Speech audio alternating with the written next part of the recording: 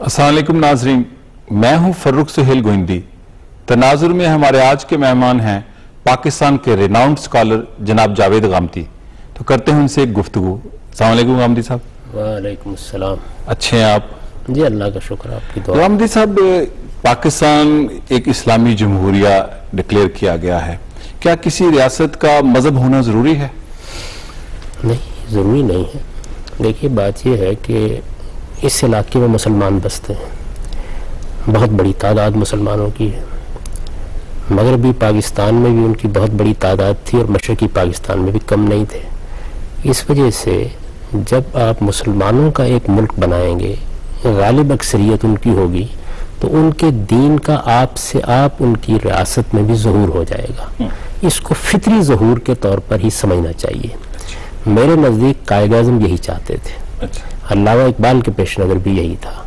وہ ہرگز یہ نہیں چاہتے تھے کہ اس نوعیت کی آپ رسمی چیزیں اس ملک کے دستور اور قانون میں داخل کریں۔ مسلمان ہیں، پارلیمنٹ میں جائیں گے، جتنے وہ مسلمان ہوں گے اس کے لحاظ سے اسلام کا ظہور ہو جائے گا۔ یہی فطری ظہور ہے۔ جب آپ نام رکھ کر، قراردادیں منظور کر کے، آئین میں کچھ چیزیں داخل کر کے یہ چاہتے ہیں کہ ریاست کو لوگوں سے زیادہ مسلمان بنا دیں، تو یہ خلاف فطرت ہے۔ اچھا، یعنی لوگ جتنے مسلمان ہوں گے اس کے لحاظ سے ریاست میں معاشرے کا مسلمان ہونا ضروری ہے، ناگزیر ہے۔ اس کی وجہ یہ ہے کہ دو صورتیں ہیں۔ ایک یہ ہے کہ آپ ایک ایسی حکومت قائم کر رہے ہیں جو شخصی حکومت ہے یا طبقاتی حکومت ہے۔ شخصی حکومت جیسے مثال کے طور پر عالمگیر کی حکومت تھی، اکبر کی حکومت تھی، یہ شخصی حکومت، یہ شخصی حکومت ہے۔ ظاہر ہے کہ ایک خاندان ہے جو حکومت کر رہا ہے۔ دوسری صورت طبقاتی حکومت کی ہے، جیسے مثلا ایران میں طبقہ علماء کی حکومت ہے۔ تو اگر تو حکومت علماء کے پاس ہے تو پھر بھی یہ سوال پیدا ہوگا کہ کون سے علماء، کون سا دین، کس چیز کو نافذ کریں گے۔ شخصی حکومت ہے تو اس سے بھی آپ مطالبہ کرنے میں حق بجانب ہے۔ اگر جمہوری حکومت پاکستان میں قائم ہونی ہے تو پھر تو جمہور کا مذہب ہی روبہ عمل ہوگا، یعنی اس کے علاوہ کوئی راستہ نہیں۔ لیکن ریاست کا جو اسلامائزڈ ہونا ضروری نہیں ہے، از خود بخود ہو جائے گی، یعنی اس کو فطری طریقے سے ہونا چاہیے۔ اچھا، جو ریاست مدینہ تھی وہ ریاست تھی یا معاشرہ تھی؟ کیا وہ آفیشیلی اس فریم ورک میں آتی ہے جس میں اسٹیٹ کہتے ہیں کہ ایک اوپن اسٹیٹ تھی؟ کیا تھا اس کا؟ نہیں، وہ قبائلی نوعیت کی ریاست تھی۔ ظاہر ہے کہ تمدن اس وقت جس دور میں تھا اس کے لحاظ سے ریاست وجود میں آنی تھی، یعنی اس کا نظم پہلے بالکل اس طریقے سے قائم ہوا جس طرح ایک قبائلی شیخ قائم کرتا ہے، پھر آہستہ آہستہ اس نے ایک ریاست کی صورت اختیار کرنا شروع کی، یہاں تک کہ جب دوسری مملکتیں بھی مفتوح ہو گئیں تو ان کے اثرات بھی ہوئے اور پھر وہ ایک باقاعدہ ریاست بننا شروع ہو گئی۔ اس کا کوئی اسلامی نام رکھا گیا؟ اس کا کوئی نام نہیں رکھا گیا۔ مدینہ کا نام مدینہ النبی تھا۔ اس وقت بھی آپ دیکھیے کہ دنیا میں دو حکومتیں ہیں جن میں شریعت قانون کی حیثیت سے نافذ ہے، ایک سعودی عرب میں، دوسرے ایران میں۔ اور آپ دیکھیں کہ سعودی عرب کی حکومت کا نام ہے المملکۃ العربیہ السعودیہ۔ اچھا، اس میں کوئی اسلام کا ذکر نہیں ہے۔ ایران میں البتہ اسلام کو انہوں نے دستور میں بھی داخل کیا اور اسی طریقے سے انہوں نے نام میں بھی داخل کر دیا۔ میرے نزدیک یہ آپ کر لیں، آپ یہ نہ کریں، اس سے کوئی فرق واقع نہیں ہوتا۔ اصل چیز یہ ہے کہ اگر حکومت جمہوری ہے تو جمہور جس مذہب کو مانتے ہوں گے، جس مذہب پر ان کا ایمان ہوگا، جتنے وہ مسلمان ہوں گے اس کے لحاظ سے آپ اس کا ظہور ہوگا، اور یہی فطری ظہور ہے۔ ہاں، البتہ شخصی حکومت ہے یا طبقاتی حکومت ہے، پھر یہ سوال پیدا ہوگا کہ مملکت کا بھی کوئی مذہب ہونا چاہیے۔ اچھا، جو جمہور کی ڈیفینیشن ہے، جمہوریت کی، وہ آپ کی نظر میں کیا ہے؟ جو ماڈرن ڈیفینیشن ہے یا کوئی مخصوص ڈیفینیشن ہے جمہوریت کی؟ میرے نزدیک اصول وہ ہے جو قرآن مجید میں بیان کر دیا ہے کہ مسلمانوں کا نظم اجتماعی نہ خاندان کی بنیاد پر قائم ہوگا، نہ کسی پروہت کو قائم کرنے کا حق ہے، نہ کوئی پوپ ہمارے ہاں ہوتا ہے، نہ کوئی طبقہ علماء ہے جو اللہ تعالیٰ نے اپنے طور پر مقرر کر دیا ہے۔ یہاں کسی کو بھی حکومت کا حق نہیں سوائے اس کے کہ مسلمان اپنے باہمی مشورے سے کسی کا انتخاب کرے۔ تو امرہم شورا بینہم کا جو اصول قائم کیا گیا ہے وہ میرے نزدیک جمہوریت کی بنیاد ہے۔ اب اس کی بنیاد پر جب آپ حکومت قائم کریں گے تو قبائلی معاشرے میں اور طریقے سے قائم ہوگی، آج کے جدید معاشرے میں اور طریقے سے قائم ہوگی۔ ہو سکتا ہے کہ 2 صدی بعد بالکل اور طریقے سے قائم ہو جائے، لیکن اس کی بنیاد یہی ہے کہ نہ کسی فرد کی حکومت ہے، نہ کسی طبقے کی حکومت ہے، نہ بندوق کی حکومت، عوام کی حکومت۔ حکومت لوگوں کی ہے، مسلمانوں کی حکومت۔ حکومت بنانے اور حکومت ختم کرنے کا حق دونوں عوام کے پاس، دونوں ان کے پاس ہے۔ امرہم شورا بینہم کا مطلب یہ ہے، یعنی مسلمانوں کا نظم اجتماعی ان کے باہمی مشورے پر مبنی ہوگا، وہ ان کے مشورے سے وجود میں آئے گا، ان کے مشورے کی تائید پر قائم رہے گا، اس کی تائید سے محروم ہونے کے بعد ختم ہو جائے گا۔ اچھا، یہ جو مسلم میجورٹی ریاست آپ بیان فرما رہے ہیں، اس میں جو نان مسلم ہیں ان کے حقوق کم ہیں یا برابر ہیں؟ بالکل برابر کے حقوق ہے. اس کی وجہ یہ ہے کہ قائد اعظم نے 11 اگست کو یہ اعلان کر دیا تھا کہ یہاں ہم مذہب کی بنیاد پر سیاسی حقوق میں کوئی تفریق نہیں کریں گے. یہ اعلان جب قائد اعظم نے کر دیا تو اس کے بعد ہم اس کے پابند ہو گئے. اسلام کا اصول یہ ہے کہ آپ غیر مسلموں کے ساتھ اگر کوئی معاہدہ کر لیتے ہیں، اچھا، یا کوئی اعلان کر دیتے ہیں اس نوعیت کا، تو پھر اس اعلان کی حیثیت ایک ایسے عہد کی ہے جس کی خلاف ورزی نہیں کی جا سکتی، بلکہ اس کے بارے میں رسول اللہ صلی اللہ علیہ وسلم نے فرمایا ہے کہ اگر تم اس عہد کی خلاف ورزی کرو گے تو قیامت کے دن میں غیر مسلموں کی طرف سے تمہارے خلاف استغاثہ کروں گا. اچھا، غیر مسلموں کی طرف سے؟ جی بالکل، یہی الفاظ ہیں، انا حجیجہ یوم القیامہ. اگر کسی معاہد کے ساتھ، جن کے ساتھ تم نے معاہدہ کیا ہے اور وہ غیر مسلم ہیں، ان کے ساتھ تم نے کوئی عہد باندھا ہے، تم نے اس کی خلاف ورزی کی، اس میں کوئی کمی کی، اس میں کوئی بیشی کی، اپنی طرف سے کوئی اقدام کیا، تو انا حجیجہ یوم القیامہ، قیامت کے دن میں ان کی طرف سے کھڑا ہوں گا اور تمہارے خلاف استغاثہ کروں گا. اچھا، یہاں پر چونکہ جمہوریت آپ نے فرمایا کہ جو انڈسٹریلائز اسٹیٹ ہو، سوسائٹی ہو، اس کا اپنا مزاج ہوگا، جو ٹرائبل ہو، تو جو سائنس ہے اس کا کوئی تضاد ہے اسلام کے ساتھ؟ کوئی تضاد نہیں. سائنس کا دائرہ بالکل الگ ہے، دین کا دائرہ بالکل الگ ہے. سائنس کا دائرہ یہ عالم طبیعیات ہے. آپ نے اس کے رازوں کا انکشاف کرنا ہے، اس کے اندر اترنا ہے، اس کے قوانین دریافت کرنے ہیں، ان کی بنیاد پر ایجادات اور اکتشافات کرنے ہیں، اس سے انسانی زندگی کے لیے سہولتیں پیدا کرنی ہیں. تو سائنس کا دائرہ یہ ہے، وہ اس طبیعیات کے عالم کا جائزہ لے گی اور اس کی بنیاد پر آپ کے علم میں اضافہ کرتی جائے گی. مذہب کا دائرہ میرا حادثہ اخلاقی ہے.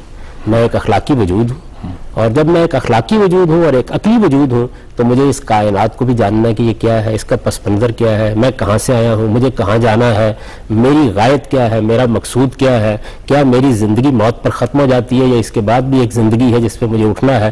یہ وہ سوالات ہیں جو مذہب کا موضوع ہے. صحیح ہے. لیکن جب ہم کہتے ہیں اسلامی سائنس، تو کوئی سائنس کا بھی مذہب ہوتا ہے؟ یہ کوئی چیز نہیں ہے. میرے نزدیک یہ دور جدید میں لوگوں نے اس طرح کی اصطلاحات اختیار کی. سائنس ہوتی ہے، پہلے کبھی نہیں. مسلمانوں کے جو زمانہ تھا مسلمانوں کا، کبھی ایسا نہیں ہوا. مسلمانوں کی سائنس تو آپ کہہ سکتے ہیں، اسلامی سائنس نہیں. اسلامی سائنس کوئی چیز نہیں ہے. مسلمانوں کی تعمیرات آپ کہہ سکتے ہیں، آپ مسلمانوں کے فنون لطیفہ آپ کہہ سکتے ہیں. یعنی یہ اس میں کوئی مخصوص فن تعمیر نہیں ہے. جو ترکی کی مسجد ہے وہ ہمارے بر صغیر کی مسجد سے سراسر مختلف ہے، اس کا جو ایک باہر کی شکل ہے، تو ایک مخصوص تو فن تعمیر نہیں ہے نا. ایسا ہی ہونا چاہیے. ایسا ہی ہونا چاہیے. دیکھیے بات یہ ہے کہ مثال کے طور پر شاعری ہے، ادب ہے، تو یہ تو اس علاقے سے پیدا ہوتا ہے، اس کے ماحول سے پیدا ہوتا ہے، اس کی روایات سے پیدا ہوتا ہے، اس کی جیوگرافی سے پیدا ہوتا ہے، اس کے اندر سے اس کی تلبیحات اٹھتی ہیں، اس کے اندر سے اس کے استعارے پیدا ہوتے ہیں، اس کے اندر سے اس کے محاورہ اور روزمرہ وجود میں آتے ہیں. اگر آپ اس کو اٹھا دیں گے، میں بہت معذرت کے ساتھ یہ عرض کرنے کی مثال کر رہا ہوں کہ مثال کے طور پر آپ دیکھیے کہ ہمارے ہاں کے جو اردو شاعر ہیں انہوں نے ایک لمبے عرصے تک شیراز کی فضا میں پرورش پائی ہے. اس وجہ سے مقامی لب و لہجے سے ان کے ہاں گریز رہا ہے. آپ غالب کو دیکھ لیں، آپ میر کو دیکھ لیں، آپ اقبال کو دیکھ لیں، فیض کو بھی دیکھ لیں، یہ چیز رہی ہے. آہستہ آہستہ لوگ اب مقامی لب و لہجے کے قریب آ رہے ہیں. اس کے بالکل برعکس آپ میاں محمد بخش کو پڑھیں، آپ وارث شاہ کو پڑھیں، آپ بلے شاہ کو پڑھیں، تو آپ کو ان کے اندر مقامی رنگ نظر آئے گا. اور یہی اصل میں زندہ اور پائندہ شاعری ہوتی ہے. اور ان کی فالوئنگ زیادہ ہے اگر آپ دیکھیں شاعری کے حوالے سے. فطری بات ہے. اس کی وجہ یہ ہے کہ لوگ ان کے قریب ہوتے ہیں، وہ لوگوں کے قریب ہوتے ہیں، وہ ان کی زبان میں بات کرتے ہیں. بلبل یہاں لوگوں نے دیکھا نہیں ہے کبھی. ظاہر ہے کہ وہ ایران کا ایک پرندہ ہے. اسی طرح سے گل و گلزار کی جو داستانیں یا ہندوستان میں سنائی گئی ہیں، اس میں جو پھولوں کے نام ہیں ان سے لوگ یہاں واقف ہی نہیں ہیں. تو یہ جو چیز ہے یہ آدمی کو اٹھاتی ہے اور کسی دوسرے ماحول میں لے جاتی ہے. اس ماحول کا بھی اپنا ایک سحر تھا. اس کی وجہ یہ ہے کہ عجم کی ایک پوری کی پوری روایت ہے جو ہماری شاعری کے پس منظر میں موجود ہے. یہ شاعری اصل میں سعدی اور حافظ کے ہاں سے ہوتی ہوئی ہم تک پہنچی ہے. یہ بالکل درست اپنی جگہ. اس کے لیے بھی آپ نے اس پس منظر کو وجود بخشا ہے کہ جو عرب کا پس منظر نہیں تھا. آپ دیکھیں آپ کی شاعری اور آپ کے ادب کا پس منظر جو ہے وہ عجم کا پس منظر ہے، وہ عرب کا نہیں ہے. یعنی بہت معمولی اثرات آپ کو عربی شاعری اور عربی ادب اور عربی اسالیب کے اردو شاعری میں ملیں گے. وہ زیادہ تر فارسی اثرات ہیں. تو یہ مقامی چیزیں، تعمیرات اسی طرح پیدا ہوتی ہیں، فنون لطیفہ اسی طرح پیدا ہوتے ہیں. موسیقی، ہماری موسیقی کو آپ دیکھ لیں، مغربی موسیقی کو دیکھ لیں، عرب موسیقی کو دیکھ لیں، مگر عرب موسیقی کے ساتھ مناسبت پیدا کرنے میں آپ کو کچھ دیر لگے گی. بالکل لگتی ہے دیر. ام کلثوم جیسی مغنیہ کو بھی اگر آپ سن رہے ہیں تو آپ کو کچھ وقت لگے گا کہ آپ اس سے مناسبت پیدا کریں. اس کے برعکس ہمارے ہاں کہ جو راگ ہے، راگنیاں ہیں، جس طریقے سے ہمارے ہاں ان کو پیش کیا گیا ہے. اب تو خیر کلاسیکی موسیقی کا اس طرح کا ذوق لوگوں کا نہیں رہا، اور بڑی حد تک اب مغرب مشرق ایک ہو رہے ہیں، اور معلوم ہوتا ہے کہ ایک چیز یہاں سے آتی ہے، ایک وہاں سے آتی ہے. ہمارے یہاں نصرت فتح علی خان نے بہت سے نئے تجربات کر دیے، کچھ مغربی موسیقی، کچھ یہاں کی موسیقی. یعنی جو بربر میوزک ہے، میں خود سنتا ہوں سہارا ڈیزرٹ کا میوزک، وہ عربوں سے بھی مختلف ہے اور ہم کو اس کے قریب ہوتے ہوئے دیر لگتی ہے. شب خالد ایک بہت بڑا سنگر ہوا ہے مراکش کا جو بربر میوزک گاتا اور دنیا کا 90s میں بڑا پاپولر تھا. تو جو ثقافت ہوتی ہے اس کی بھی اپنی زمین کے ساتھ جڑت ہوتی ہے، یقیناً زمین کے ساتھ، ماحول کے ساتھ. دیکھیے مذہب اثر انداز ہوتا ہے، وہ انفلوئنس مذہب باہر سے آئے گا اور وہ اثر انداز ہوگا. وہ آسمانی چیز ہے. یوں سمجھ لیجئے کہ زمین سے جو کچھ پیدا ہوا ہے وہ انسان ہے. انسان کی صورت کیا ہے، انسان کا انداز گفتگو کیا ہے، انسان کی زبان کیا ہے، اس کے لب و لہجے کیا ہے، اس کی ٹیسٹ کیا ہے، اس کا ذائقہ، خوشبو کا ذائقہ علیحدہ ہوتا ہے، وہ کس طرح کی خوشبوؤں کو پسند کرتا ہے، وہ بات چیت کرتا ہے تو کس طرح اس کے لب و لہجے میں زیر و بم آتا ہے. یہ چیزیں مقامی ہوتی ہیں. مذہب آتا ہے اور وہ آ کر کیا کرتا ہے، وہ ہمارے اس پورے وجود کو اخلاق کی اصولوں کا پابند کرنے کی کوشش کرتا ہے. اس کا دائرہ، اس کا اپنا ایک فریم ورک، اس کا اپنا ایک دائرہ ہے اور وہ اثر انداز ہوتا ہے. وہ اثر انداز ہوتا ہے اور اثر انداز ہو کر بہت سی چیزوں میں تبدیلی بھی کر دیتا ہے. اس طرح مذہب اپنا ایک تہذیبی پس منظر لے کے آتا ہے. مثال کے طور پر آپ اسلام کو لے لیجئے. اسلام کی اگر آپ تہذیبی روایت کا جائزہ لیں تو وہ 3 نکات پر مبنی ہے اور وہ جس جگہ جائے گا متاثر کرے گا. یعنی وہ مقامی کلچر کو، خواہ وہ قبائلی ہے، خواہ وہ بربری ہے، کسی بھی نوعیت کا ہے، اس کو متاثر کرے گا. اس نے کیا ہے. یعنی اس سارے دور میں وہ 3 بنیادی چیزیں کیا ہیں؟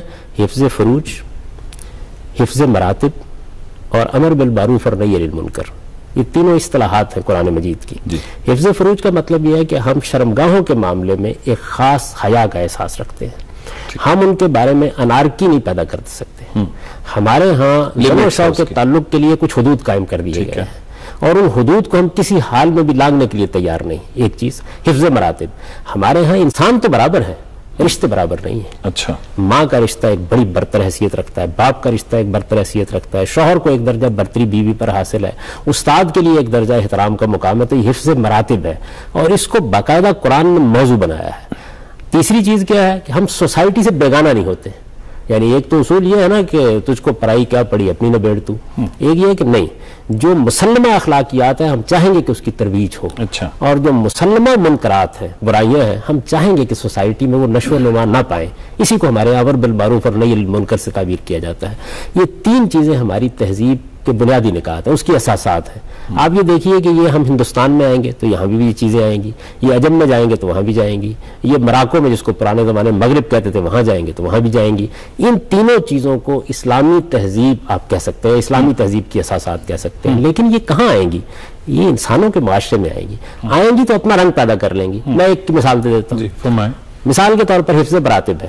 اصول تو ہو گیا نا کہ باپ کو یہ حیثیت حاصل ہے، ماں کو یہ حیثیت حاصل ہے، لیکن یہ حیثیت جب اطلاقی صورت اختیار کرے گی تو آداب پیدا کر دے گی.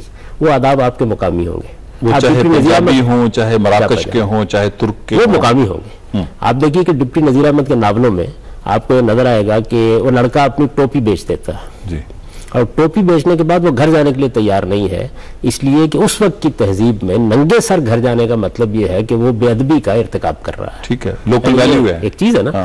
اس کے دین سے کوئی تعلق نہیں. ٹھیک ہے. یعنی والدین کے ساتھ بات کیسے کرنی ہے، ان کے سامنے بیٹھنا کیسے ہے، ان سے اختلاف کیسے کرنا ہے. اب یہ جو اطلاقات ہیں، یہ اطلاقات مذہب نہیں بتائے گا، یہ مقامی رنگ اختیار کریں گے. مذہب کیا کرے گا؟ وہ آپ کے وجود پر آ کر اثر انداز ہوگا اور کہے گا کہ نہیں، حفظ مراتب کو قائم رہنا چاہیے. مثال کے طور پر جو موجودہ مغربی تہذیب ہے وہ اپنی اساس میں ان تینوں اصولوں کو تسلیم نہیں کرتی. وہ انارکسٹ ہیں اس بیہیویئر، تینوں کو تسلیم نہیں کرتے. وہ خاندان کو بھی نہیں ایکسپٹ کرتے، خاندان کو بھی تسلیم نہیں کرتے، مراتب کے معاملے میں بھی حساس نہیں ہے اور اس چیز کو بھی ماننے کے لیے تیار نہیں ہے کہ ہمیں معروفات کو فروغ دینا ہے اور منکرات کو سوسائٹی میں ختم کرنے کی کوشش کرنی ہے. یہ تینوں چیزیں ہمارے امتیازات ہیں اور یہ امتیازات ہمیں ہمارے دین نے دیے ہیں. اس کی اساسات قرآن میں ہیں، اللہ کے پیغمبر کے ارشادات میں ہیں. یہ ہمارے کلچر پر اثر انداز ہوں گی، یہ ہماری تعمیرات پر اثر انداز ہوں گی، ہمارے فنون لطیفہ پر اثر انداز ہوں گی، ہماری شاعری، ہمارے ادب پر اثر انداز ہوں گی. ہر جگہ ان کے اثرات ہوں گے. اچھا، جو لباس ہے یہ بنیادی طور پر کلچر کی ایک بہت بڑی ریفلیکشن ہوتی ہے کہ ایک آدمی شلوار قمیض میں تو امیڈیٹلی گیس کر سکتے ہیں یہ پنجابی ہے یا پاکستانی ہے یا پشتون ہے. کیا لباس کا کوئی مذہب ہوتا ہے؟ کوئی مذہب نہیں ہوتا. لباس بھی اصل میں مقامی روایات سے پیدا ہوتے ہیں. اس کی لمٹ وہی ہے جو آپ نے تینوں میں سے وہی چیز. یعنی بات یہ ہے کہ اگر حفظ فروج ہمارے ہاں ایک بنیادی قدر ہے تو ایسا لباس ہونا چاہیے کہ جو حیادار لباس ہو, جسم کی نمائش کرنے والا لباس نہیں ہونا چاہیے. وہ مغربی بھی ہو سکتا ہے, مشرقی بھی ہو سکتا ہے. جین جنسی ہے وہ اگر پہنی جائے تو وہ اس کو حیا میں گنا جاتا ہے؟ نہیں, کوئی رکاوٹ نہیں ہے اس کے اندر. دیکھیے یہ تو آدمی کا ذوق ایسا ہونا چاہیے کہ جو لباس بھی سلوائے وہ ایسا لباس ہو کہ یہ محسوس ہو کہ آدمی نے واقعی حیا کو ایک قدر کے طور پر مانا ہوا ہے. اسی طریقے سے لباس کے معاملے میں ہم اس چیز کا لحاظ رکھتے ہیں کہ وہ ہمارے پورے وجود کو ایک مسلمان کے طور پر پیش کرے. ہمیں نماز پڑھنے میں کوئی دقت نہ ہو, بزرگوں کے سامنے کوئی جانے میں دقت نہ ہو. یہ چیزیں ہیں جو ہمارے لباس موسم بھی ہے. ہمیں اگر تہمت باندھ کے آپ اوسلو میں نماز پڑھنے جائیں گے تو یہ تو ایک بڑی لاجیکل سی لگے کہ ٹھنڈے ملک کا لباس نہیں ہے. بات یہ کہ لباس وقت کے ساتھ بھی ترقی پاتے ہیں. قوموں کے باہمی اختلاط سے بھی ان میں تبدیلیاں آتی ہیں. Very important. قوموں کا جب اختلاط ہوتا ہے, اس وقت دیکھیے نا, مثال کے طور پر آپ اس وقت یہ نہیں کر سکتے کہ چاقو صرف وزیر آباد میں بنیں گے اور وہیں بک جائیں گے. ایک زمانے میں بڑی شہرت اس بات کی, لیکن اب ایسا کر سکتے ہیں آپ. معیشت بھی عالمی معیشت ہو گئی, لباس بھی عالمی لباس ہوتے چلے جا رہے ہیں. یہ جو میڈیا ہے آپ کا, جس طریقے سے اس نے دنیا کو ایک گاؤں بنا دیا ہے, اس کے بھی اثرات ہوں گے. ان اثرات کے معاملے میں تماحش کا رویہ اختیار کرنا, وحشت ہوتی ہے نا بعض اوقات, بالکل ہوتا ہے. یہ کوئی اچھا رویہ نہیں ہے. یعنی آگے بڑھنا چاہیے. آپ اپنی بنیادی قدروں کو ملحوظ رکھیں. وہی میں نے جو آپ سے عرض کیا نا کہ حفظ فروج ہماری بنیادی قدر ہے, حفظ مراتب ہماری بنیادی قدر ہے, امر بالمعروف اور نہی عن المنکر ہماری بنیادی قدر ہے. ان تینوں چیزوں کی بنیاد پر ہم اصرار کریں گے کہ کچھ تبدیلیاں کی جائیں, لیکن قبول کریں گے نئی باتوں کو. اس لیے کہ اگر ہم یہ نہیں کریں گے تو ہم زمانے اور تاریخ سے لڑنا چاہیں گے, اور اس سے لڑ کے کبھی کوئی قوم کامیاب نہیں. آپ جدیدیت کے حامی ہیں, اور اس کا کیا کانسیپٹ ہے آپ کے نظر میں؟ یہ بات یہ ہے کہ میرے نزدیک یہ الفاظ جو ہے نا جدید اور قدیم, یہ اضافی الفاظ ہیں. اچھا, اصل چیز یہ ہے کہ آپ کو زندہ اور بیدار رہنا چاہیے. ارتقاء آپ کا مطلب ہے ایوولوشن. بات یہ ہے کہ کچھ لوگ ایسے ہوتے ہیں کہ جو قدامت میں جیتے ہیں. ان کے یہاں صورتحال یہ ہوتی ہے کہ وہ اپنے ماضی کے حافظے ہی کو دہراتے رہتے ہیں. میرے نزدیک اس طرح کے لوگ بھی کوئی خدمت انجام نہیں دیتے. بعض لوگ مستقبل کے خواب دیکھتے رہتے ہیں, وہ بھی کوئی خدمت انجام نہیں دیتے. ہے وہ بھی ایک یوٹوپیا ہے. آپ اس کے خواب دیکھ سکتے ہیں اور خوابوں کی دنیا میں رہ بھی سکتے ہیں. اصل میں آپ کو اپنے حال کو دیکھنا ہوتا ہے. حال ایک زندہ حقیقت ہوتی ہے. اسی نے کل ماضی بن جانا ہے اور اسی میں آپ کا مستقبل پوشیدہ ہوتا ہے. اس حال کو آپ دیکھیں کہ اس کے تقاضے کیا ہیں. ہو سکتا ہے کہ جس چیز کو آج آپ جدید کہہ رہے ہیں وہ 10 سال کے بعد قدیم ہو جائے. تو اس کا مطلب یہ ہے کہ یہ قصہ جدید و قدیم کوئی چیز نہیں. اچھا, لیکن جو ماڈرنائزیشن ہے, مثلا جدید ہونا رویے میں, زندگی کے رہن سہن میں, جو سائنٹیفک انوینشنز ہیں ان سے مستفید ہونا اور نئی انوینشن سے, تھاٹس کی انوینشن سے مستفید ہونا, ماڈرنائزیشن میں آتا ہے. یہ بھی تعبیر ہے. میں آپ سے عرض کروں, زمانہ ایک, حیات ایک, کائنات بھی ایک, دلیل کم نظری قصہ ہے جدید و قدیم. اچھا, یعنی زمانہ, زندگی, اس کے تقاضے, اخلاقی اساسات یکساں چلی آ رہی ہیں. اصل چیز یہ ہے کہ آپ کسی چیز سے چمٹے نہ رہیں. یعنی اخلاقی قدروں کے اسٹیگنیشن نہیں ہونی چاہیے. یہ نہیں ہونی چاہیے. جب یہ نہیں ہوگی تو اصل میں آپ زمانے کے تقاضوں کو پورا کرنا شروع کر دیں گے. یعنی زمانہ اپنے تقاضوں کو خود منوانا شروع کر دیتا ہے. ہم کسی نہ کسی چیز کے بارے میں تعصب میں مبتلا ہوتے ہیں جس سے یہ مسائل پیدا ہوتے ہیں. ورنہ حقیقت یہی ہے جو علامہ اقبال نے بیان کر دیا کہ دلیل کم نظری قصہ ہے جدید و قدیم. آپ زمانے کو دیکھیں وہ کیا چیز ہے, زندگی کو دیکھیں وہ کیا چیز ہے, اور زندگی کو جس طرح کہ وہ ہے اس طرح لیں. اس میں سائنس کا دور آ جائے گا, قبول کریں. اس میں نئے اکتشافات ہو جائیں گے, سننے کے لیے تیار ہوں. دیکھیے میں آپ سے عرض کروں کہ ایک آدمی یہ فیصلہ کر لیتا ہے کہ حق مجھ پر آخری درجے میں واضح ہو گیا ہے, اس کے بعد اس کے لیے ممکن نہیں ہوتا کہ کسی نئی بات کو سننے کے لیے تیار ہو. ایک آدمی اس مقام پر کھڑا ہے, جمود آ جاتا ہے. جمود آ گیا. جہاں جمود آتا ہے وہاں زوال بھی آتا ہے. وہاں زوال آ جائے. جمود نام ہی اس چیز کا ہے کہ آپ نے تاریخ کے ساتھ سفر کرنے سے انکار کر دیا ہے, اور تاریخ تو بہرحال آگے بڑھتی چلی جائے گی. اس کو آپ روک نہیں سکتے کسی طریقے سے بھی. اور جب آپ کے اندر تنقیدی رویہ نہیں ہوتا, تنقیدی رویہ کب پیدا ہوتا ہے؟ جب آپ سچے طالب علم ہوتے ہیں. مجھے حقیقت کو جاننا ہے, میں ہر وقت اپنی بات پر تنقید سننے کے لیے تیار ہوں. میں اپنے افکار کا جائزہ لیتا رہتا ہوں. کوئی چیز حتمی نہیں ہے. اللہ تعالیٰ کی جو بات مجھ تک پہنچی ہے اس کو بھی لوگوں نے جس طرح سمجھا ہے میں بار بار اس کو دیکھتا رہوں گا، کہیں میری سمجھ میں میرے فہم میں کوئی غلطی تو نہیں ہو گئی۔ اگر آپ کا رویہ یہ ہے تو آپ نہ کبھی قدیم ہو سکتے ہیں، نہ آپ کو جدیدیت کی اصطلاحوں میں گفتگو کرنے کی ضرورت ہے، آپ ایک زندہ انسان ہوں گے۔ اور میرے نزدیک اصل میں انسان کو جدید و قدیم سے بالا تر کے زندہ انسان ہونا چاہیے۔ وہ لوگ جو قدامت کی پرستش کرتے ہیں مردہ ہو جاتے ہیں، وہ جو مستقبل میں جیتے ہیں وہ سو جاتے ہیں، خواب دیکھتے ہیں۔ زندہ اور بیدار انسان کے طور پر زندگی بسر کرنی چاہیے۔ اچھا، زندہ اور بیدار انسان کے لیے جو نئے تھاٹس امرج کرتے ہیں، آپ نے کہا ان کو ایکسیپٹ کرنا چاہیے، جو گراؤنڈ ریئلٹیز ہیں، جو سفر جاری ہے تاریخ کا اور انسانیت کا، اس کے ساتھ چلنا چاہیے۔ جب آپ زندہ اور بیدار ہوں گے اور آپ ایک طالب علم کے طور پر کھڑے ہوں گے، آپ نے اپنے ہاں کوئی تعصبات نہیں اختیار کر رکھے ہوں گے، تو اصل میں اس کا لازمی نتیجہ یہ نکل آئے گا۔ یہ کیسے ہو سکتا ہے کہ ایک بات آپ کے سامنے آئے اور آپ کوئی تعصب نہیں رکھتے تو آپ سننے کے لیے تیار نہ ہو؟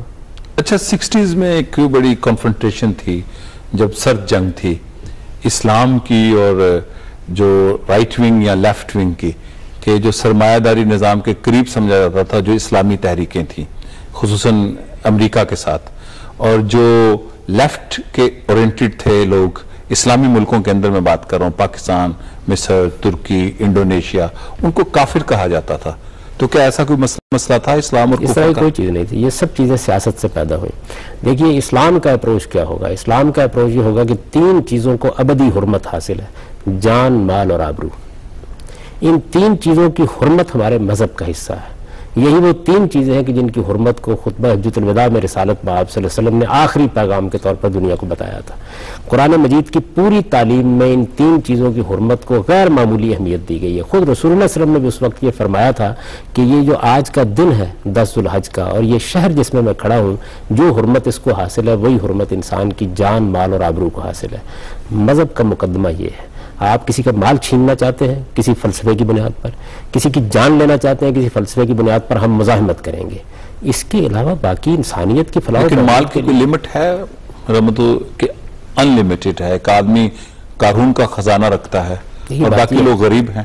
نہیں، اس میں کوئی شبہ وہاں ریاست اور مذہب کا کیا رول بنتا ہے اسلام کا؟ میں آپ سے عرض کرتا ہوں، بات یہ ہے کہ ایک آدمی کے پاس اس کا مال ہے، اب آپ اس کے مال کو اس کے ہاں سے نکلوانا چاہتے ہیں، اس کے لیے آپ جتنے بھی پرامن ذرائع اختیار کر سکتے ہیں کریں، آپ جو پابندیاں لگانا چاہتے ہیں لگائیں، آگے کسب معاش کے کچھ حدود مقرر کرنا چاہتے ہیں کریں، مکان بنانے، روپیہ سرمایہ جمع کرنے کے بارے میں جو کچھ کرنا چاہتے ہیں کریں۔ خود قرآن مجید کہتا ہے کہ آپ کی ذاتی ضرورتوں سے علاوہ، ذاتی کاروباری ضرورتیں، حال اور مستقبل کی ضرورتیں، ان ضرورتوں کے علاوہ جو کچھ آپ کے پاس ہے وہ معاشرے کی امانت ہے، ان کی بنیاد پر قانون سازی کریں۔ لیکن جس وقت آپ کوئی تشدد کا طریقہ اختیار کریں، مطلب ڈیموکریٹکلی حق ہے ریاست کا وہاں؟ دیکھیے آپ کو لوگوں کو آمادہ کرنا ہے، لوگوں کے شعور کو بلند کرنا ہے، لوگوں کے اندر مذہبی احساس پیدا کرنا ہے، مال کے بارے میں جو صحیح رویہ دین نے بتایا ہے اس رویے کو ان تک پہنچانا ہے۔ آپ دعوت سے، تبلیغ سے، تعلیم سے تبدیلیاں لائیں جو بھی لانا چاہتے ہیں، اور جو قانون سازی بھی کرنا چاہتے ہیں وہ اخلاقی اصولوں پر مبنی قانون سازی ہونی چاہیے۔ اس سے اسلام کو کوئی دلچسپی نہیں ہے۔ لیکن ایک جاگیردار یہ مثال دیتا ہے کہ مجھے خدا تعالیٰ نے اتنی زمین عطا کی ہوئی ہے، یہ میرے قسمت و نصیب میں تھا، تو اس غریب کی قسمت میں بھی خدا تعالیٰ نے غربت پیدا کی ہے۔ یہ بات یہ ہے کہ جاگیرداری تو اصل میں پیدا ہوتی ہے حکومتوں کے نوازنے سے۔ ہمارے ہاں آپ دیکھیں جاگیرداری کیسے پیدا ہوئی ہے، انگریز آئے یہاں پہ، ان کو یہ ضرورت، انہوں نے ری اسٹیبلش کیا فیوڈلزم، ہمارے تو تھا ہی نہیں پہلے۔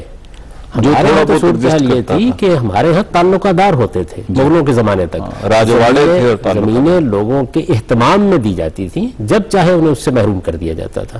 خود سیدنا عمر نے جو آخری فیصلہ کیا تھا زمینوں کے بارے میں، سواد عراق کی زمینیں جب فتح ہوئی ہیں تو یہ بہت بڑا علاقہ تھا اور دنیا کا زرخیز ترین علاقہ مانا جاتا ہے یہ جو دجلہ و فرات کا علاقہ ہے۔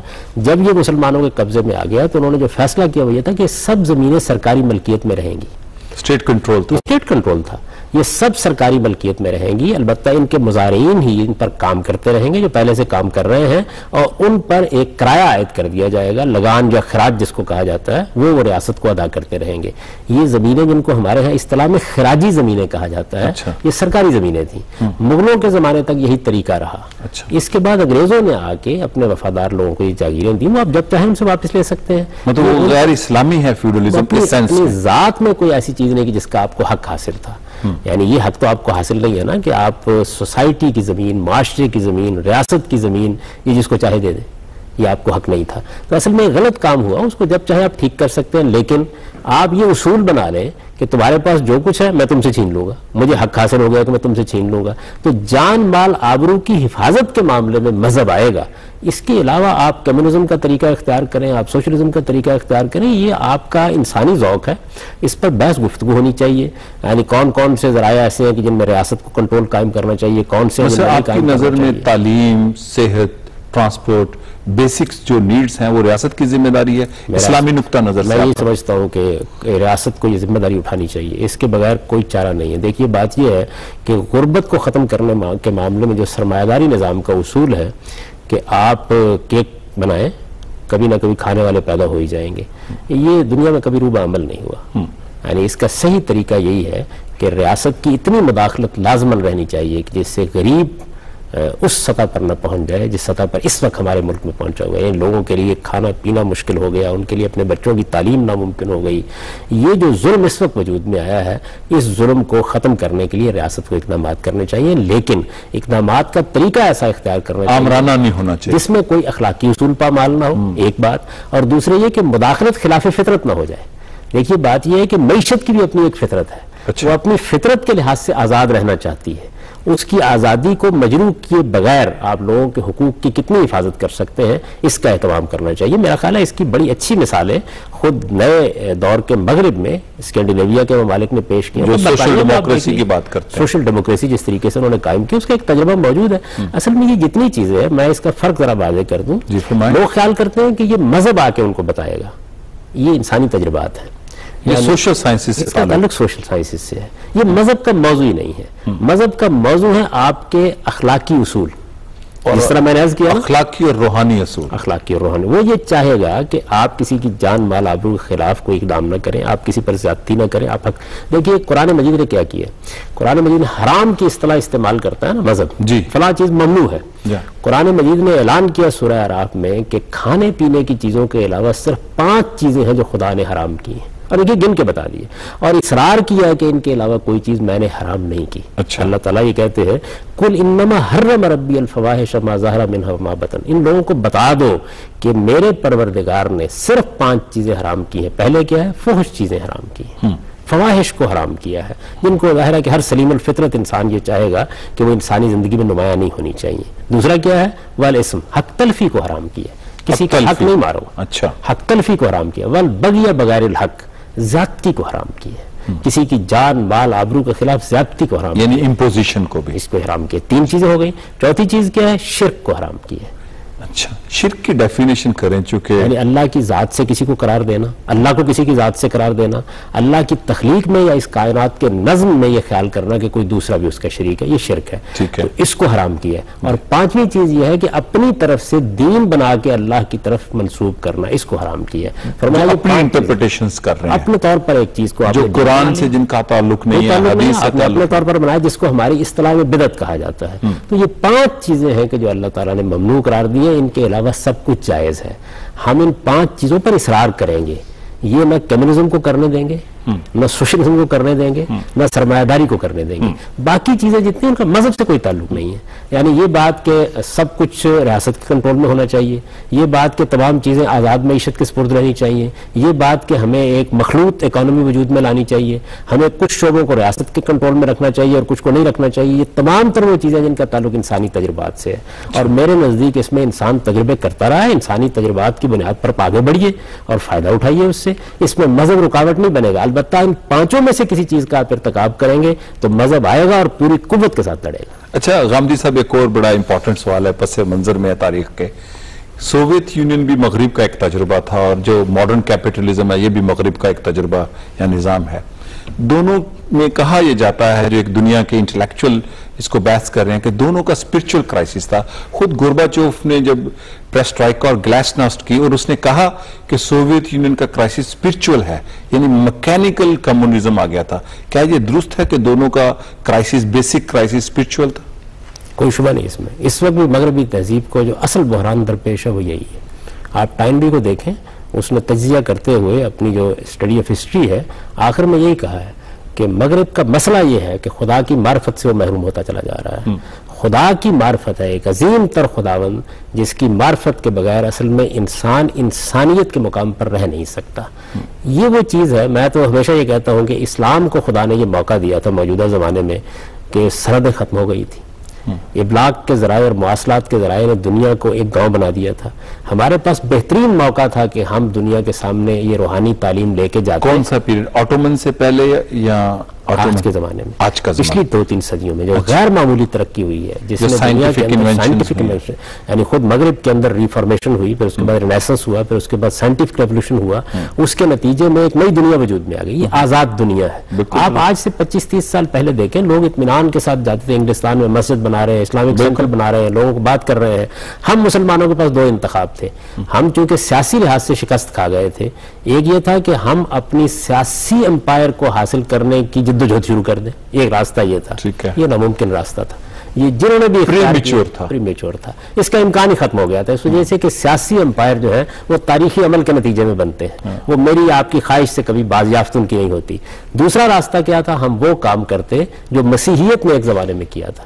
یعنی سیدنا مسیح علیہ السلام صلیب پر چڑھا دیے گئے یہود کی طرف سے بقول ان کے. قرآن نے تو نفی کر دی اس کی کہ ایسا نہیں ہوا، لیکن انہوں نے اپنے طور پر یہ کام کرنے کی کوشش کی. اور اس کے بعد کیا ہوا؟ اس کے بعد یہ ہوا کہ ان کے حواری نکل کھڑے ہوئے، اور وہی رومی سلطنت جن کے سامنے ان کو پیش کیا گیا تھا وہی ان کی تعلیمات سے متاثر ہو گئی. اور پھر اس کے بعد آپ دیکھتے ہیں کہ دنیا کی بہت بڑی آبادی نے مسیحیت کو اختیار کیا. آج بھی 2.5 ارب کے قریب مسیحی ہیں دنیا میں، یعنی آبادی کے لحاظ سے سب سے بڑا مذہب ہے. ہمارے پاس اس کا موقع تھا کہ اس وقت ہم مغرب کو مفتوح کر سکتے تھے اسلام کی دعوت سے. جس طرح کہ ایک زمانے میں اقبال نے کہا نا کہ پاسباں مل گئے کعبے کو صنم خانے سے، ہے یہاں فتنہ تاتار کے افسانے سے. تو تاتاری آئے، وہ فتح کرنے کے لیے آئے اور اسلام سے مفتوح ہو گئے. اب پھر ایک موقع تھا کہ ہم مغرب کو اسلام سے مفتوح کر لیتے، لیکن بدقسمتی یہ ہوئی کہ ہمارے ہاں کی پوری لیڈرشپ نے مسلمانوں کو یہ درس دیا کہ نہیں، تمہیں اپنا پولیٹیکل امپائر واپس لینا ہے. اس سے کلیش ہوا مغرب کے ساتھ، یہ جو پولیٹیکل سٹینڈ تھا مسلمانوں کے چند لوگوں کی طرف. اچھا بات یہ ہے کہ کلیش بھی ہو جاتا، کوئی حرج کی بات نہیں تھی، ہم اس قابل نہیں تھے. جب ہم نے قبل از وقت یہ کام کیا تو آپ دیکھیں شکستوں کی ایک تاریخ ہے جو ہم نے لکھی ہے. ٹیپو سلطان کو شکست ہوئی، سراج الدولہ کو شکست ہوئی، انور پاشا کو شکست ہوئی، عبد الکریم ریفی کو شکست ہوئی، مہدی سوڈانی کو شکست ہوئی، ملا عمر کو شکست ہوئی، صدام حسین کو شکست ہوئی. آپ یہ دیکھ لیجئے پاکستان نے جنگیں سب کو شکست ہوئی. دیکھیے عطا ترک کا معاملہ بھی یہ ہے کہ اس نے اصل میں ایک بہت بڑا فیصلہ کیا. وہ فیصلہ یہ تھا کہ وہ آٹومن امپائر کو، عثمانی سلطنت کو بحال نہیں کر رہا، اس نے اپنے قومی وقار کا تحفظ کرنے کا فیصلہ کیا. یہ تاریخ کے عمل کے بالکل مطابق. لیکن اگر اتا ترک نہ ہوتا کہا جاتا تو اس کا حال بھی اسپین جیسا ہوتا. یقیناً ایسے ہی ہوتا، یقیناً ایسے ہی ہوتا. اس کی وجہ یہ ہے کہ اس وقت یورپی اقوام اس مقام پر پہنچ گئی تھی، اور خاص طور پر 1914 کی جنگ میں یہ صورتحال پیدا ہو گئی تھی کہ کوئی چیز بھی باقی نہ رہتی. تو اس نے قومی وقار کا تحفظ کیا. بین ہی وہی کردار یہاں قائد اعظم نے ادا کیا ہمارے ملک میں. تو یہ ایک فطری چیز تھی جو ہوئی میرے نزدیک. آپ جب اپنے امپائر کو حاصل کرنے کی کوشش کریں گے اور قبل از وقت حاصل کرنے کی کوشش کریں گے اور اس کے لیے عسکری طریقے تو یہ ایڈونچرزم ہوتا ہے. یہ ایڈونچرزم ہوگا. اس کا اس وقت کوئی نتیجہ نہیں نکل سکتا. اس وقت ہمارا اصل کام تھا دعوت. صحیح. اسی پس منظر میں ایک اور سوال ہے جو آج کی ریلیجس پولیٹیکل کویسچن ہے. جو ویسٹ ہے وہ اندر سے بڑا خطرہ ٹرکش ریپبلک سے فیل کرتا ہے. ترکی اور اس کے ساتھ 6 ترک ریاستیں جہاں پہ 100% لٹریسی ریٹ ہے، جہاں پہ ماڈرنائزیشن ہے، جو پوٹینشیل اور سکلز رکھتے ہیں، اس لیے ترکی کو یورپین یونین میں نہیں لایا جا رہا. اور ایک تھیسس یہ ہے کہ جو 35 کروڑ ترک ہیں ان کا ویسٹ سے کوئی کلیش نہیں بنتا، but West is so much scared about tricks. کیا یہ درست ہے؟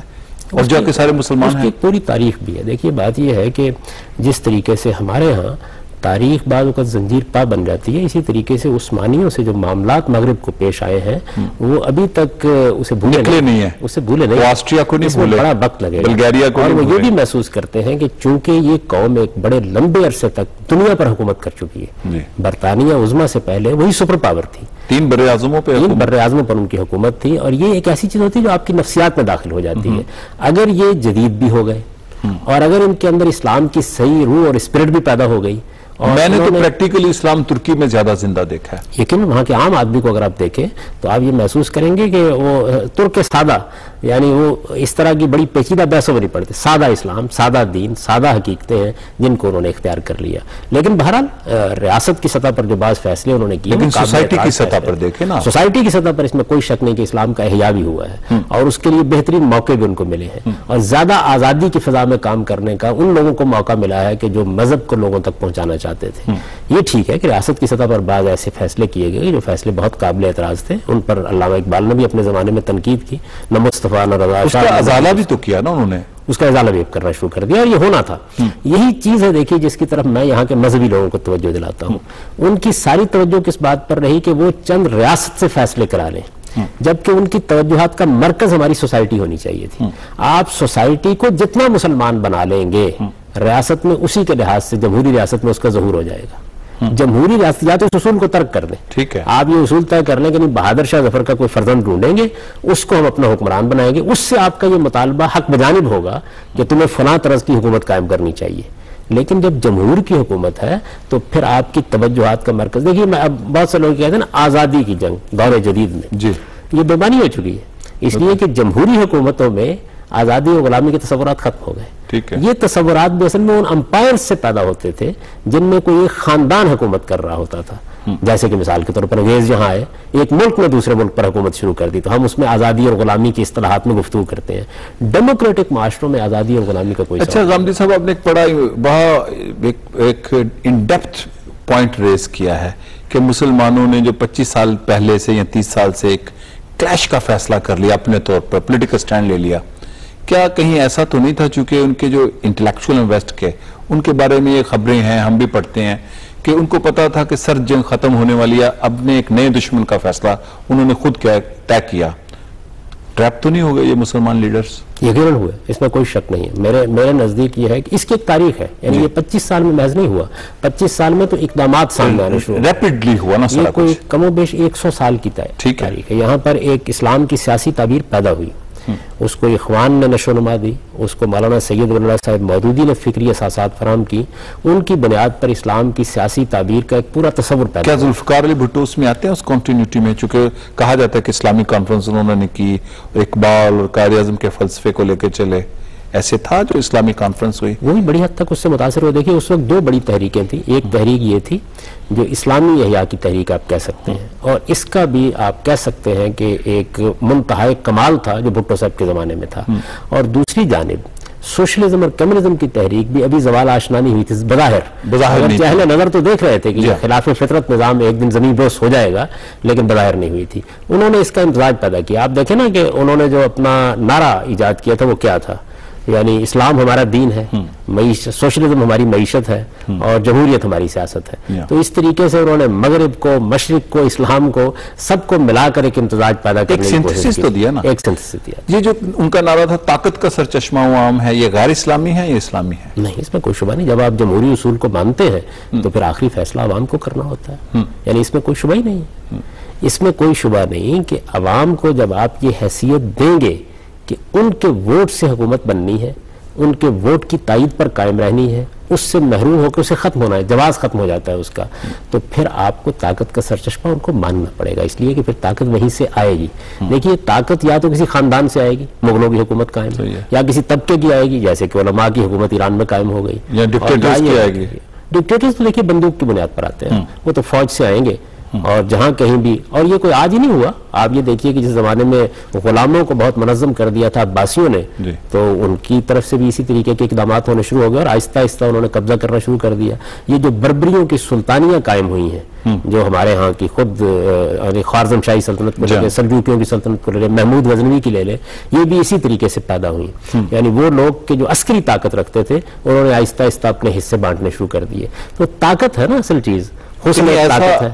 ابھی بھی تو ایسا نہیں تھی کوئی اٹیمپٹ ہو رہی ہے افغانستان میں، ہمارے ٹرائبل ریجن میں، کہ ایسی عسکری گروپ بنا لیے جائیں اور پھر اسی قسم کا نظام نافذ کیا جائے جبر کے ذریعے؟ ہر زمانے کے بربری جو ہیں وہ یہی کرتے ہیں. دنیا کے اندر اس وقت جو بربری تہذیب کے باقیات ہیں دنیا میں، ٹائم بی نے بھی آخری نتیجہ یہ نکالا تھا، وہ افغانستان میں ہے اور سعودی عرب میں ہے. اچھا. چنانچہ سعودی عرب کو تو بہت حد تک ماڈرنائز کرنے میں کامیابی ہو گئی. بہت حد تک انہوں نے اس میں کامیابی حاصل کر لی کہ ایک منظم ریاست وہاں قائم کر لیں، اور وہ منظم ریاست بھی بڑی حد تک مغرب سے ہم آہنگ ہو گئی، اس کے معاملات بھی ان کے ساتھ طے ہو گئے۔ افغانستان کا معاملہ ابھی تک پوری دنیا کے لیے ایک مسئلہ ہے، یہ مسئلہ رہے گا، اور اس مسئلے کو حل کرنے کے لیے خود مسلمانوں کے علماء کو، اہل دانش کو آگے بڑھنا چاہیے۔ آپ کے علم میں ہوگا کہ جب نادر شاہ کی حکومت قائم ہوئی افغانستان میں تو انہوں نے سید سلیمان ندوی کو، علامہ اقبال کو اور سراس مسعود کو بلایا تھا، جی بالکل، اور اس مقصد کے لیے بلایا تھا۔ اس پر سفرنامہ لکھا ہے علامہ سید سلیمان ندوی نے، اس مقصد کے لیے بلایا تھا کہ افغانستان کو ماڈرنائز کیسے کیا جائے، یعنی اس میں تعلیمی ادارے کیسے قائم کیے جائیں، اسلام کے اصولوں کو سامنے رکھ کر اس کو کس طرح دنیا کے قریب لایا جائے، کیونکہ زیادہ سے زیادہ کابل تھا، یہ چند اور شہر تھے کہ جو جدید ہو چکے ہوئے تھے۔ عبید اللہ سندھی صاحب نے بھی وہاں پہ یونیورسٹی بنانے کی کوشش کی تھی، عبید اللہ سندھی صاحب جلاوطنی میں، جلاوطنی کے زمانے میں جمال الدین افغانی کی توجہات کا مرکز رہا۔ جمال الدین افغانی تو ظاہر ہے کہ احیائی تحریکوں کے بابا آدم ہے ہمارے سارے بر صغیر میں، انہوں نے اس بات کی کوشش کی، یہ سب ہوتا رہا، لیکن جس درجے میں یہ کوشش ہونی چاہیے تھی وہ نہیں ہوئی۔ اور دوسرے یہ کہ جتنی لیڈرشپ پیدا ہوئی اس نے میسج یہ دیا کہ ہمیں اپنے پولیٹیکل امپائر کو واپس لینا ہے۔ وہ ماضی میں گھسے ہوئے تھے، ماضی میں اڑے ہوئے تھے، ماضی میں تھے، حالات سے واقف نہیں تھے، نہیں جانتے تھے کہ پولیٹیکل امپائر، دیکھیں ہمارے مذہبی طبقے کا المیہ کیا ہے، وہ قرآن پڑھے گا، حدیث پڑھے گا، اور بھی اس طرح کی چیزیں پڑھے گا، فقہ کا بھی مطالعہ کر لے گا، سماجیات کیا چیز ہے، عمرانی علوم کیسے ہیں، دنیا میں تبدیلیاں کیسے آتی ہیں، تاریخ اپنا عمل کیسے کرتی ہے، معاشرے کیسے بنتے ہیں، ان میں سے عام سلطنتیں کیسے وجود میں آتی ہیں، بربری گروہ کیا کردار ادا کرتے ہیں، اس سے واقف نہیں ہے۔ جب اس کا ان کو تعلیم نہیں دی جاتی تو بعض اوقات وہ خوابوں کی دنیا میں رہتے ہیں۔ اس وقت مسلمانوں کے لیے لا عمل ہی یہی تھا کہ وہ ہر قیمت پر امن خریدیں اور اسلام کی دعوت سے دنیا کو فتح کرنے کی کوشش کریں۔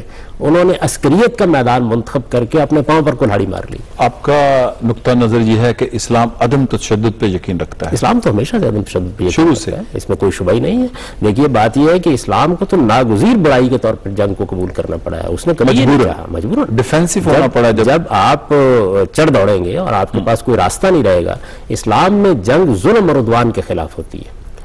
ظلم اور عدوان اگر کہیں ہوگا تو اسلام حق دیتا ہے آپ کو کہ آپ اپنی جان دے کے بھی لوگوں کو ظلم سے بچانے کی کوشش کریں۔ وہ جنگ پرائیویٹ کی اجازت دیتا ہے یا اسٹیٹ کی؟ ہر حال میں جہاد، دو چیزیں ہر حال میں ریاست سے متعلق ہیں، ایک سزاؤں کا نفاذ جو قرآن میں بیان ہوئی ہیں ان کا نفاذ میں یا آپ نہیں کر سکتے، اور ایک جنگ ہر حال میں ریاست کو کرنی ہوتی ہے، یا کہیے مسلمانوں کے نظم اجتماعی کو کرنا ہوتی ہے، پوری سوسائٹی کو کنسنسس دینا ہوگا تو تب ہوگا۔ لیکن جو پرائیویٹائز ہوا ہے جہاد 80s میں، جو امریکیوں نے آ کے یہاں انٹروڈیوس کرایا، اس کی اسلام میں تو کوئی گنجائش نہیں تھی۔ کوئی اسلام میں گنجائش نہیں تھی، یہ ایک تاریخی غلطی تھی جو ہم سے ہوئی، ہم اس کے بدترین نتائج بھگت رہے ہیں، اور میں معذرت کے ساتھ عرض کروں گا کہ اس غلطی کو تو سب سے پہلے امریکہ نے کیا ہے، یعنی جو آج انہوں نے سکھائے، یہی ہے کہ جو مقافات آج بم بنانا، بم چلانا، جیپ کو اڑانا، کاش انہیں یہ معلوم ہوتا کہ دنیا میں جب بربریوں کے ہاتھ میں بندوق پکڑائی گئی کہ وہ باہر چلائیں، باہر سے فارغ ہو کر ہمیشہ اس کا رخ اندر کی طرف ہوا ہے۔ درست، یہ انسانی تاریخ کا تجربہ ہے۔ تو میرا خیال یہ ہے کہ جو امریکی حکومت تھی وہ شاید تاریخ سے واقف نہیں تھی، اسے معلوم نہیں تھا کہ اس کے نتائج، اس کا تاریخ کا تجربہ نہیں ہے، تاریخ کا تجربہ نہیں تھا، اس سے واقف نہیں تھی، انہوں نے شاید افغانستان کا مطالعہ نہیں کیا، وہ یہ جانتے نہیں تھے کہ یہ آخری کلا ہے قبائلیت کا، اس وجہ سے اس کو اگر کسی ریاست نے چھیڑنے کی جسارت کی تو بدترین نتائج۔ اس کا حل کیا تھا ان کو ڈیموکریٹائز کرنے کا یا ماڈرنائز کرنے کا افغانستان کے جو قبائلی معاشرے کو؟ وہی طریقے جو دنیا میں ہمیشہ اختیار کیے گئے ہیں، آپ ریاست کو پھیلاتے چلے جاتے ہیں، وہ کیسے پھیلتی ہے؟ مواصلات کے ذرائع کو ترقی دیتے ہیں، تعلیمی یونیورسٹیاں بناتے ہیں۔ مگر مجھے ہمیشہ یہ حسرت رہی کہ اسامہ بن لادن اگر آ گئے تھے یہاں پہ اور ان کے پاس اللہ کا دیا بھی بہت کچھ تھا، کاش مجھے فیصلہ کر لیتے کہ مجھے افغانستان کو اعلیٰ درجے کی تعلیم دنیا میں سب سے بڑی یونیورسٹی بنا سکتے، دنیا کی سب سے بڑی یونیورسٹی بنانی ہے، مجھے دنیا بھر سے مسلمان لوگوں کو لانا ہے یہاں پہ، مسلمانوں کے بہترین سائنسدان پیدا کرنے ہیں، بہترین اسکالرز پیدا کرنے ہیں۔ تیل کی دولت ملی، اہل عرب یہ نہیں کر سکے، اسامہ بن لادن کو مواقع ملے، وہ بھی یہ نہیں کر سکے۔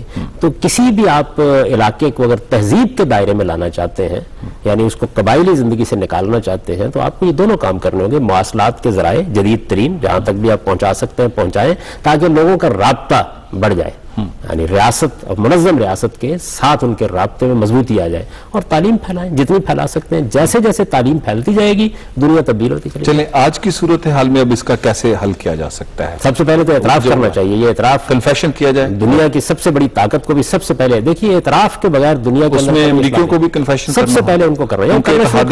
پچھلے دنوں ہلری کلنٹن نے جب اپنی گفتگو کی تو انہوں نے اعتراف کیا اس بات کا اور بڑے واضح الفاظ میں اعتراف کیا کہ ایک بہت بڑی غلطی تھی.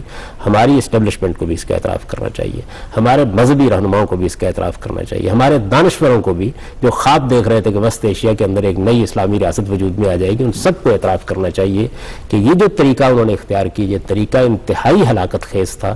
اس کے نتائج انتہائی بدترین نکلے ہیں. اس سے یہ ریاست مسلمانوں کی یہ ریاست پاکستان یہ بھی خطرے میں آ گئی. یعنی ہم نے خود اس کے دروازے کھول دیے اس کے نتیجے میں کہ دنیا کی بڑی طاقتیں اسے اپنی آماجگاہ بنا لیں. یہ بن چکی ہے, بیٹل فیلڈ ہے باہر کی مملکتوں کی. یہ بن گئی. ہمیں اس کی حفاظت کرنی تھی اور یہ حفاظت اسی صورت میں ہو سکتی تھی کہ ہم کسی حال میں بھی امن کو درہم برہم نہ ہونے دیتے, کسی حال میں بھی وہ خواب نہ دیکھتے جو ہم نے دیکھے ہیں. ہم دنیا کے ساتھ تنازعات طے کرنے کی بجائے دیکھیے اس تنازعات کے معاملے میں آپ سے عرض کروں ہر تنازع کا ایک منصفانہ حل ہوتا ہے, ایک ممکن حل ہوتا ہے.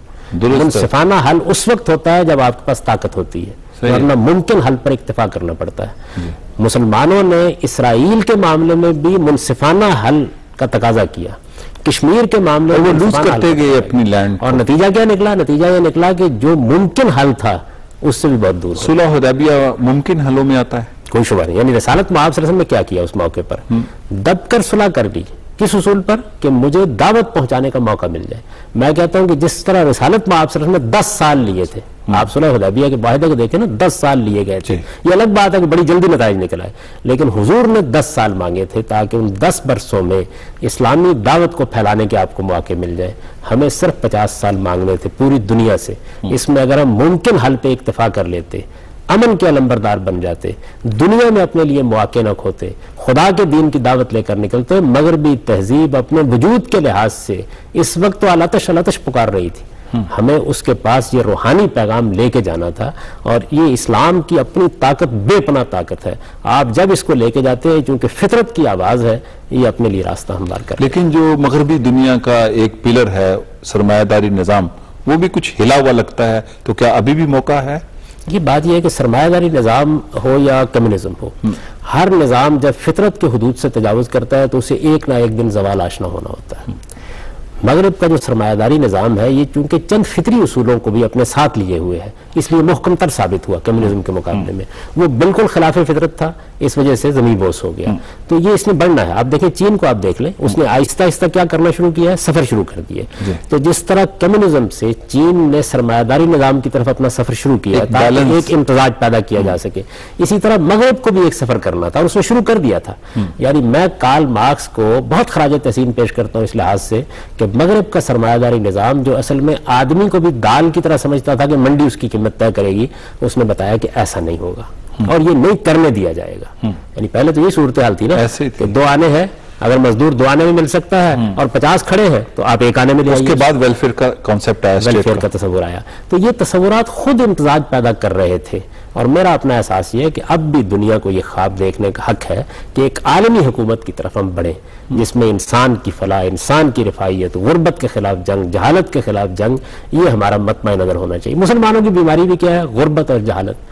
ہمیں جہاد اس کے ایک دوسرے کو انہینس نہیں کرتے, جہالت غربت کو اور غربت جہالت کو. بالکل ایک سائیکل بن جاتا ہے. یعنی غربت بڑھتی ہے تو جہالت بڑھتی ہے, جہالت بڑھتی ہے تو غربت بڑھتی ہے, اور اس کے ساتھ آبادی بھی بڑھتی ہے. اس کا آبادی بڑھتی ہے. یہی ہوا ہے. دیکھیے آپ دیکھیں, اگر تو 15ویں صدی عیسوی کے بعد ہمارا زوال شروع ہوا ہے, اس وقت مسلمانوں کی آبادی کو 5-7 کروڑ کے قریب دنیا بھر میں تھی, اور مسلمانوں کی اس وقت کی آبادی کا اگر آپ جائزہ لیں, تاریخ کا مطالعہ کریں تو معلوم ہوگا کہ 100% خواندہ لوگ تھے. 100% مسلمانوں کا جو مکتب کا نظام تھا, اس نظام کے تحت تصور ہی نہیں تھا اس کا کوئی آدمی پڑھنے لکھنے کا ذوق نہ رکھتا ہو.